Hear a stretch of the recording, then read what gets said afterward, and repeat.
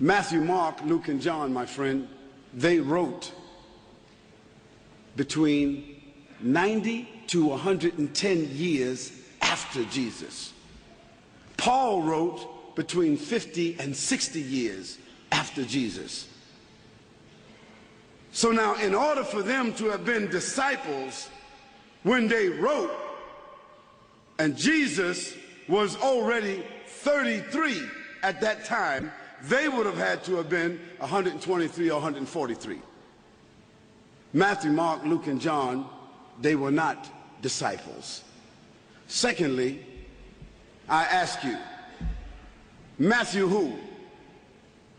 Mark who? Luke who? John who? How could four people that wrote separately, all of them forgot to write their last names?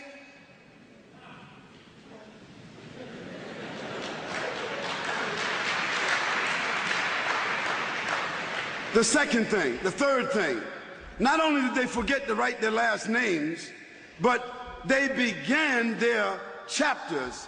Although they wrote separately from each other, they all started out the same. They all said, according to, according to, according to, according to. Now, what's your name, sir? Huh? Another Paul. Paul. If you wrote me a letter or wrote your wife a letter, would you write according to Paul? No, you wouldn't.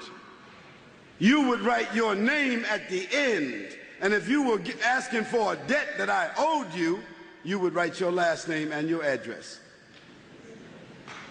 The gospel writers, the alleged gospel writers, they didn't write a name. They didn't write an address, they didn't write a reference, and in the beginning of each one of their gospels, they said, according to, according to, according to, according to. No one knows who these people are who wrote those four gospels. They absolutely were not disciples.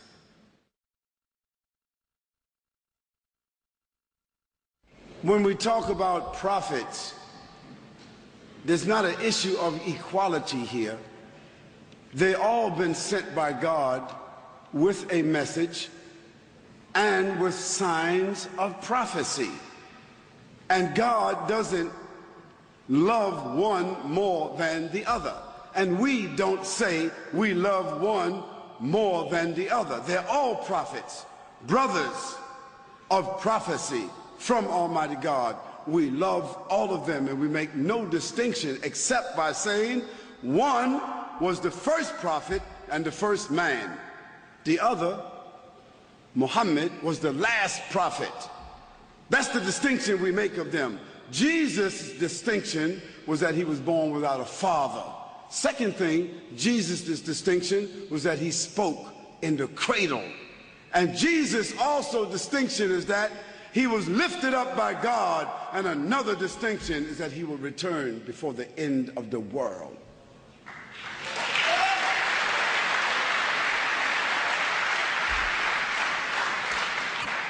Now, those distinctions doesn't make Jesus better than another prophet. I'm talking to my friend there that just gave me the... So here, I want you to understand that if the basis of Jesus being born without a father makes him sort of like special in your eyesight, then what about Adam and what about Eve? They double special.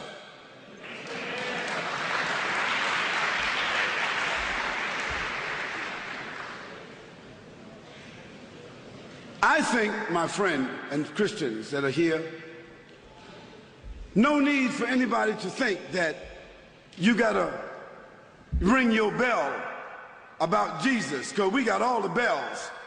We love Jesus, we think, more than you, because we believe that we understand the real Jesus, the historical Jesus that makes our love genuine and direct. Here we're saying we want to share all the love. We just want to make sure that the letter goes the right place. We want to make sure that the Jesus that we're loving, that we're following, that we're making reference to is the real historical Jesus. This is the issue. We're not trying to denigrate Jesus Christ. We're not trying to denigrate the church. We're not trying to embarrass, compete, or denigrate Christians or Christianity. No, we're trying to uncover all the rocks and see what's underneath them. Now, in all fairness, if evidence that I brought to you about the historical Jesus, if the idea of the historical Jesus is repugnant to you, anyone, if you think I don't have a right to talk, search, find, identify the historical Jesus, if you find some problem with that, you need to tell me. At the same token, I find a problem with someone manufacturing lies and fabrications and dramatizations and mythologies with Jesus Christ, especially when Jesus Christ himself had nothing to do with the evidence that they use. Now let's keep it on point, because that's the issue. There's no tug of war here. There's no issue here of arguing, trying to cast aspersion upon Jesus or Christianity. Because Jesus, for us, was a Muslim. Because Muslim means one that submits to God. Because Abraham was a Muslim, because he submitted to God. And Moses was a Muslim. And David and Solomon were Muslims.